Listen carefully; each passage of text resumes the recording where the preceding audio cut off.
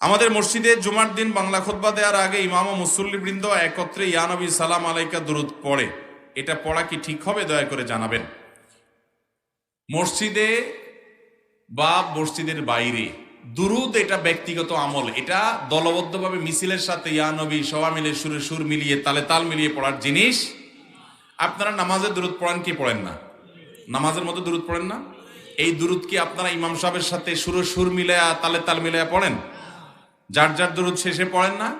তো নামাজের বাইরে গেলে দুরুদ পড়ার জন্য আবার একজন ইমাম লাগবে কেন? যে ইমাম টান দিবে ইয়া নবী, তখন সবাই টান দিবেন। নামাজের মধ্যে কি সেটা আছে? তাহলে আপনাকে এটা কে শিখাইলো? দুরুদ এটা পার্সোনাল আমল। এটা যদি কেউ মনে করে যে না এটা সবাই মিলে করতে হবে, এটার জন্য সবাইকে ডেকে একত্রিত করতে হবে, এটা ভুল। এটা দুরুদ পাঠের কোনো পদ্ধতি ইসলামের নামে ভুল কোনো জিনিস নিজে থেকে যদি কোনো সংযোজন কোনো পদ্ধতি আপনি আবিষ্কার করে নিলেন কোন ইবাদতের মধ্যে, সেটার নাম বেদাত। আর বেদাত হলো গোমরাহি। সকল গোমরাহির ঠিকানা কোথায়? আল্লাহ তাআলা আমাদেরকে বেঁচে থাকার তৌফিক দান। প্রচলিত মিলাদ ও কিয়াম কোরআন ও হাদিস আছে কিনা? আরে ভাই, প্রচলিত আবার কি? নামাজ যেটা কোনটা প্রচলিত? নামাজ কোনটা যেটার প্রচলন আগে ছিল, এখনো আছে, সামনে থাকবে?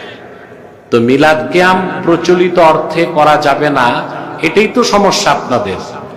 একেবারে সাহাবায়ে কেরামের আমল থেকে মিলাদ শরীফ পড়ার আমল চলে এসেছে। অতএব সাহাবায়ে কেরাম ১৫০০ বছর আগে মিলাদ শরীফ পড়তেন, তাবিঈনগণ পড়তেন, তাবুত তাবিঈনগণ পড়তেন, আউলিয়া কেরাম পড়েছেন, আমরাও পড়ি। এই অর্থে তো প্রচলিত মিলাদ শরীফ। আর এই প্রচলিত মিলাদ শরীফ পড়াই তো তাইলে সওয়াব বলে গণ্য হবে, অপ্রচলিত নিয়মে চলবে না। আর মিলাদ শরীফের যে কিয়াম, এটাকে আমরা জনপুর ও ফুরফুরা মুস্তাহাব মুস্তাহসান বলি। করলে সওয়াব, না করলে গুনাহ নাই। তবে কেউ যদি না বুঝি বেদাত শিরক বলে, সে গোমরাহ এবং ফিতনাবাজ।